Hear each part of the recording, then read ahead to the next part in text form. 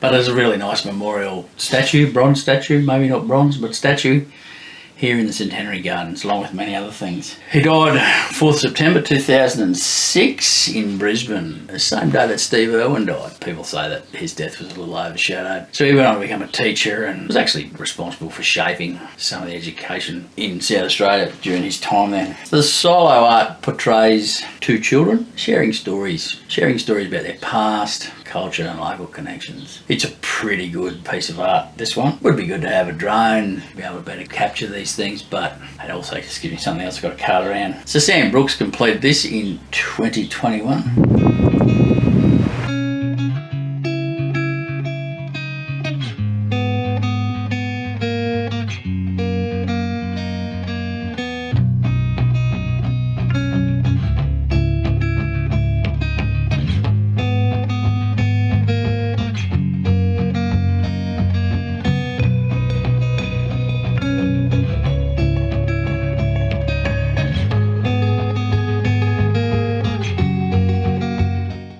So the Eudunda Hotel Motel, the sign at the front actually says open, but I'm pretty sure the pub was closed when we were there and the motel was open, and the next day we were there walking past again, the whole shebang had closed down.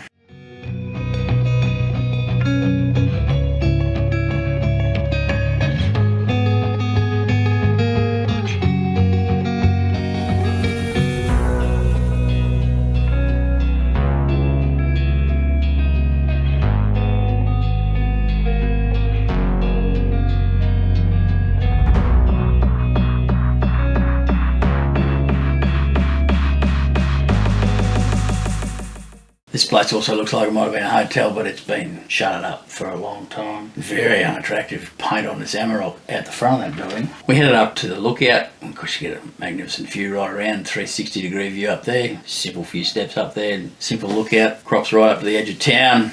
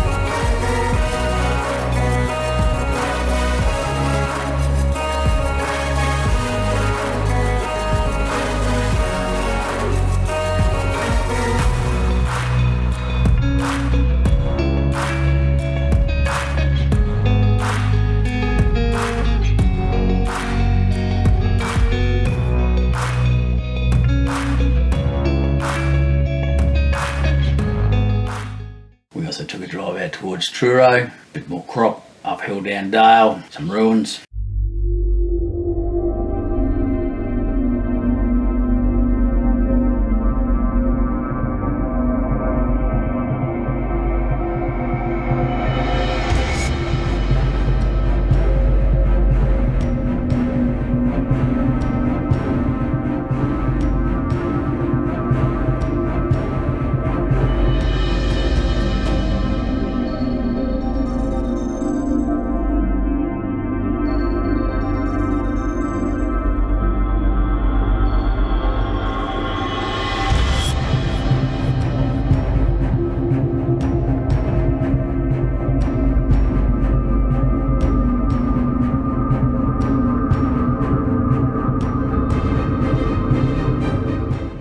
And this place was particularly interesting. When I feel nervous, I'm generally right, and I just got the feeling I might have got shot photographing stuff out the front here. But the old XT, XE, XF Falcon stretch limo was particularly interesting, as was the A-bottom bin on the bottom of this truck. You buy a ute today that would have a greater capacity than this old truck and the old A-bottom bin.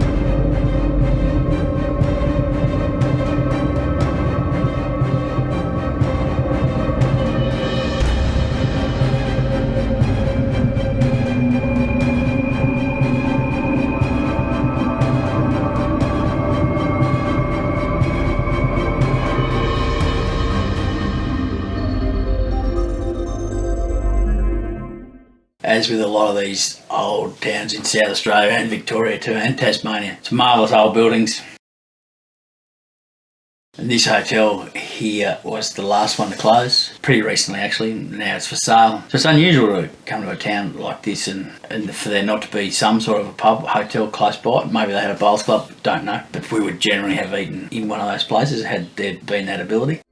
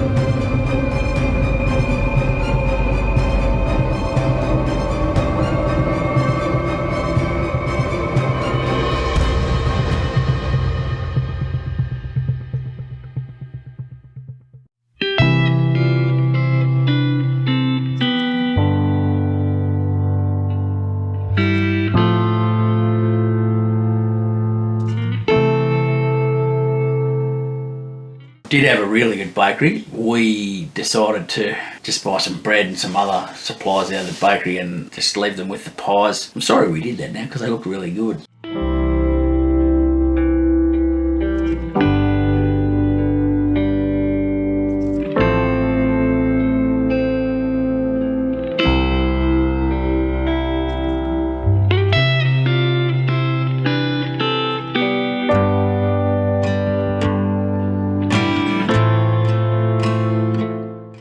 We stayed at what you'd say is part of the sports grounds, I suppose. Kind of a little caravanning sort of an area with passkey access to the most excellent facilities.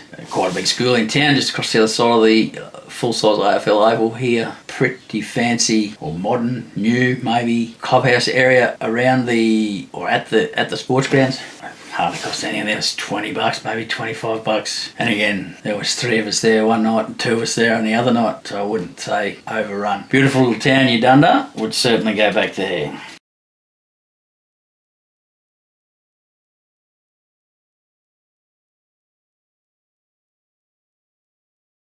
If you look out there in the background, you can see the very much up and down nature and let's farm to the top of the hill action that happens here in South Australia.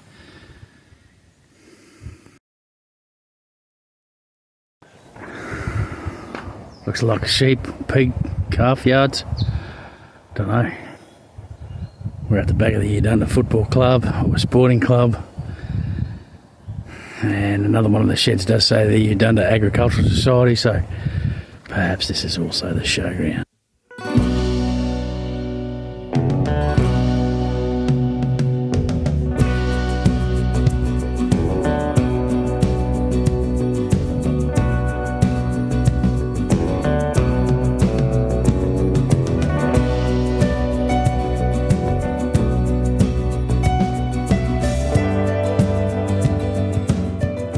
This Lauke Mills building got my attention, and a number of reasons for that. The Lauke Mills was established in 1899 by Friedrich Lauke at a place called Greenock. The milling ceased there in the late 1940s, but had grown to include sites at Strathalbyn, Stockwell and Eudunda in 1951. In the late 1950s, stock feed mixing commenced, and my background 30 years in the stock feed game. And in 1963 a pellet mill was installed, and the cynic in me, or put it this way, I'd never go back to making pellets. It's one of the harder things you'll do, even with all the automation and things you can put in place. There's a level of knowledge required, and the businesses, the outfits just do not pay well enough for that knowledge. So unless someone wants to pay for that knowledge, it's going to the grave with me. In 1989, a new state-of-the-art feed mill was commissioned at Daveystown on the western edge of the Barossa.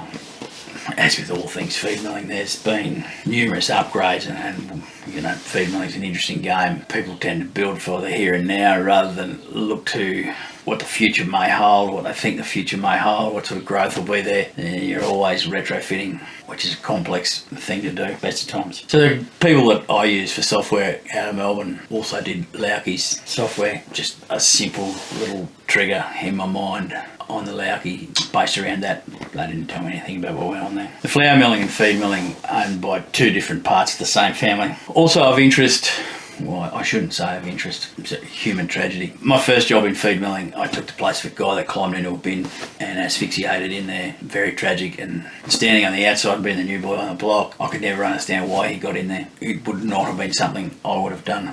He got in there to knock a bit of grain off, knock a bit of processed grain off the side. I can't understand why he would have done that. Even back then, before all of my safety indoctrination, I would never have done that. So of course, safety had fast become a very big thing at this place that I moved to, I started at. And it was a newish mill when I started there. So Lauki lost an employee, and it was to do with a gate. I could make various assumptions about that, but I'm not going to, being such a tragedy. And the guy seemed to have been in there, and he lost his life in this hopper. And whether the hopper is a silo, a weigh bin, or whatever, again, I don't know. The damages were awarded against Lauki for only $390,000, and I tend to agree with the family for a life. It's not much, and apparently the family is yet to be told what actually happened, how he actually died. I will never understand how any business would allow people into what I would term a confined space without some significant amount of procedural and protocol stuff around it, atmosphere, anything that's a risk, so heavy duty risk assessments. There were a few comments around that Lauki attitude to safety, and as I say, they're comments of whether or not they're wrong, but they've come good with a death, so there must be some truth in it.